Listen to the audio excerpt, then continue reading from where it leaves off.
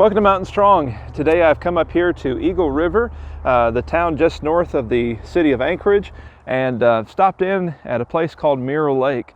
And I am very thankful that the freezing fog which had set in has now started to lift, and we can just now, looking back, start to see the thing that probably makes this lake really beautiful in the summertime, just that mountain back there.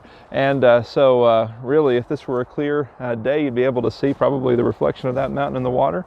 As it's a frozen day, you're not going to see much of anything. I thought it was pretty cool though, just standing here underneath this tree, that you can see the remnants of summer just there. I don't know if you're going to pick this up on the video or not, but there's a couple of what are those things called? I'm not a big fisherman, so sorry for those who are fishermen, but the little bobs that they use to kind of test whether the fish is biting. There's probably a name for that, but anyway, there's a couple of them stuck in the tree right there, so that's kind of cool.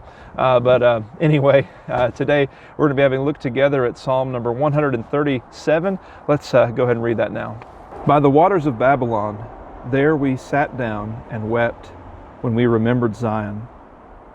On the willows there we hung up our lyres, for there our captors required of us songs, and our tormentors mirth, saying, "Sing us one of the songs of Zion." How shall we sing the Lord's song in a foreign land? If I forget you, O Jerusalem, let my right hand forget its skill. Let my tongue stick to the roof of my mouth if I do not remember you, if I do not set Jerusalem above my highest joy. Remember, O Lord, against the Edomites, the day of Jerusalem, how they said, lay it bare down to its foundations. O daughter of Babylon, doomed to be destroyed, blessed shall he be who repays you with what you have done to us. Blessed shall he be who takes your little ones and dashes them against the rock.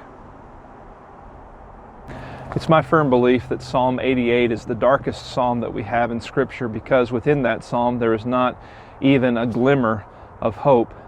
But if I'm ranking the dark songs that are in this book, I think that probably Psalm 137 might come in number 2 or 3, contending with perhaps Psalm 89. It is a dark, dark psalm. When you truly grasp the picture of this psalm, you envision yourself in Israelite history after the Babylonian captivity, but before the end of the Babylonian Empire. And so we're talking about the 6th century sometime. You are seated, when you're seated in the position of the authors of this psalm, you're seated there by the rivers of Babylon. What does that mean?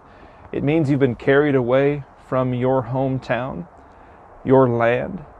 It means that not only has that happened, but as of the writing of this psalm, the beloved city Jerusalem has been destroyed. You know, one of the great works of the prophet Ezekiel was trying to convince the Israelites that that would happen. They didn't believe it could. And so the shock is now set in that Jerusalem has been destroyed. They are in a foreign land, and they have been asked to sing a song. The Jews have many songs about Jerusalem in the book of Psalms. Whether it's one of these that the Babylonians have heard or some other, they want to hear a song about Zion.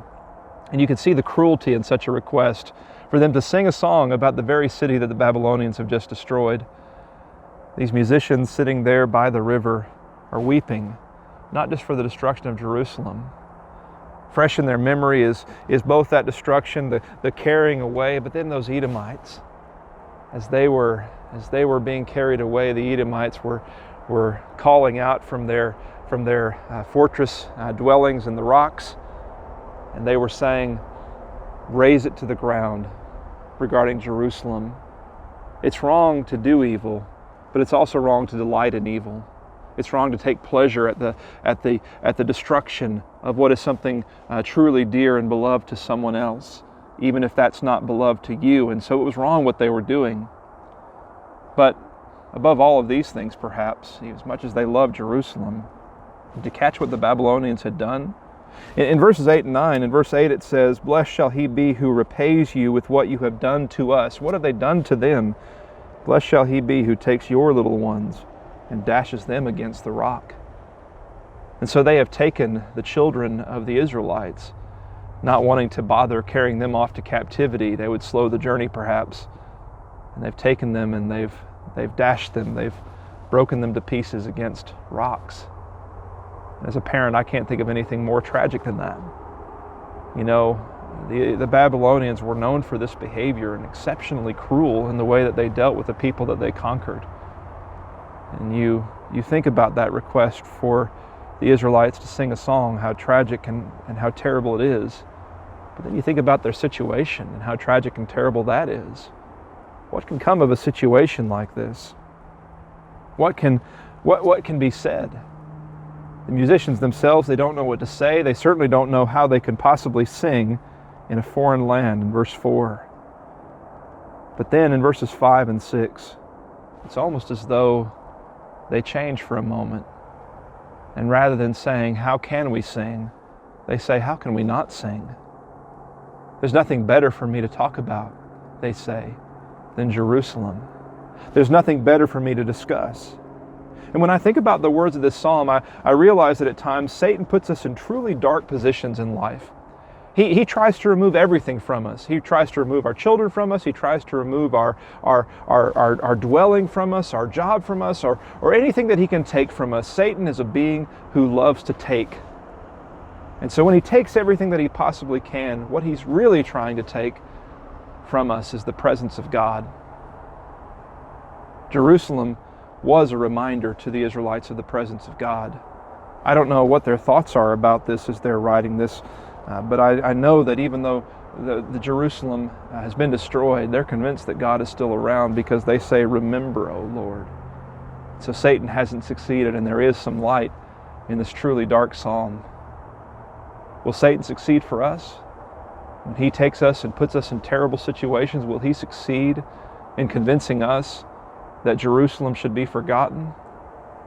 You see, Jerusalem for them was a symbol of the abiding presence of God. But Jerusalem is also said in a spiritual sense to be the mother of us all. Galatians chapter 4 and verse 16, those of us who are Christians. And so we have a sort of continual reminder of God's abiding presence with us. And Satan takes everything from us. Will we give up on that abiding presence? Or will we turn to him and seek for him to solve the problem as he always does and always will? The song closes out with one pitiful request after another. One, obviously, for God to deal with the pride of the Edomites, to do something about these people who mocked. But then two, maybe a request, but merely perhaps a statement in faith made about what's going to happen to Babylon. We've talked before in the Psalms about imprecatory wishes, and this ranks up there with one of the most graphic, one of the most vivid of the imprecatory wishes. He doesn't even ask it of God. He says, happy is the person who dashes your children against the rocks, Babylon. And you're saying, well, how could they say such things? He might have rathered. He simply said what Paul did in Romans chapter 2 and verse 6, where he said that God will render to men according to their works. The Babylonians had done this, and so they'll get what's coming to them. Or 2 Thessalonians chapter 1 and verse 6, that God considers it just to afflict those who are afflictors. And so just, leaving it to God in that sense. But the actual statement of the sentence is pretty graphic, pretty vivid, until you realize something about the Israelite who is saying this. You see, if they're sitting there by the rivers of Babylon, then 150 years ago or thereabouts, prophet Isaiah told them that this was actually what was going to happen to the Babylonians. In Isaiah chapter 13 and verse 16, God told them before they ever did any of these terrible things that if they did these things, that they were going to have their children dashed against the rocks. And so, in terms of the imprecatory wishes of the Bible, this is probably one of the easiest ones to deal with, because what the psalmist is merely doing is saying that the Persians who are coming are going to be happy when they bring an end to this terrible people for the crimes that they've committed against humanity and against God.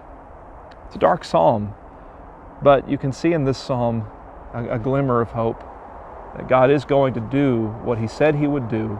The psalmist accepts that in faith and prepares for a future where Jerusalem will be restored.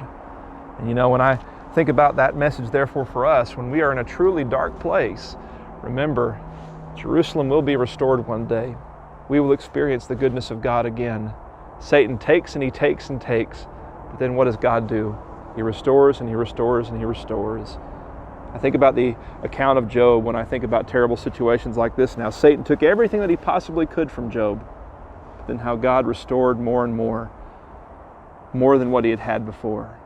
And it's always that way with our God. Even if we never receive in this life back what Satan has taken from us, then we have the blessing of looking forward to a heavenly home, for spiritual Jerusalem to be our abode, where we will dwell with God forevermore. May God bless you today.